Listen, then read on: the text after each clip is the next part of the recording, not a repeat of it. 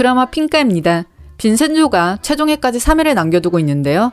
막힘없이 공격을 해오던 빈센조에게도 위기가 닥친 상황입니다.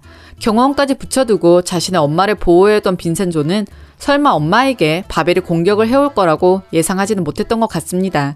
정말 위험을 감지했다면 경호원을 더 붙여놔야 했거나 엄마를 호텔이나 다른 안전한 장소로 피신을 시켰어야 했습니다. 빈센조는 돈도 많으니 엄마를 전담하는 주치의를 따로 고용해서 붙였어도 됐을 일인데요. 하지만 자신의 친엄마까지 찾아내서 공격할 줄은 차마 몰랐던 거죠. 바로 코앞에서 잃은 빈센조는 다시 마피아의 본능이 깨어난 것으로 보이네요. 진짜 무섭게 돌변했더라고요. 여태껏 빈센조의 모습 중에서 제일 분노에 차 있었습니다. 반쯤 내리던 앞머리도 다시 뒤로 올려 넘겼고요. 빈센조는 지금까지 딱히 본인에게 큰 타격이 없이 복수 아닌 복수를 진행하고 있었죠.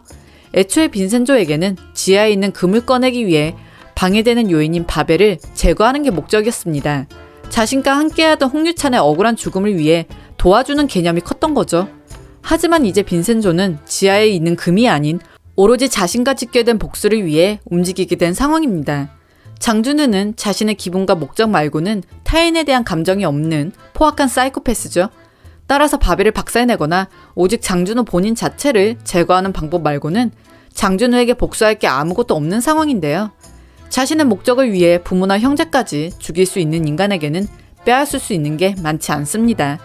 빈센조가 지난 회차에서 장준우 머리에 가짜 총을 겨누면서 죽이려고 할 때도 장준우는 피하지도 않고 거침없이 반응을 하던 인물입니다. 정말 펜트하우스 주단태급으로 무서운 사람인데요. 빈센조가 그나마 마피아나 되니까 미친 장준우를 상대할 수 있는 거네요. 바벨과 우상 쪽에서 입수한 정보들에 의하면 빈센조는 그동안 많은 사람들을 죽여왔는데요. 빈센조도 장준우 못지않게 매우 잔혹하고 무서운 사람이죠. 그쪽 세계에서 생존하기 위해서는 잔혹의 정도가 더하면 더했지 덜하진 않았을 겁니다.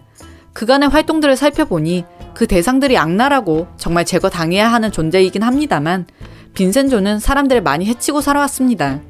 나쁜 사람들을 응징하고 감옥에 보내서 법의 심판을 받게 한다던가 죄를 갚아나가도록 인도하는 개념이 아니고 바로 즉각적으로 죽였는데요. 여기서 추정해볼 수 있는 게 바로 빈센조 미래입니다. 주인공인 빈센조가 그간 많은 사람들의 목숨을 잃게 만들었기 때문에 빈센조의 미래도 그다지 밝지 않을 것으로 추측이 됩니다. 한마디로 홍차연과 함께 행복한 미래를 그리기가 어렵다는 뜻이겠죠. 빈센조는 정상적인 일상과 미래를 꾸리면서 살아가기 어려운 인물입니다.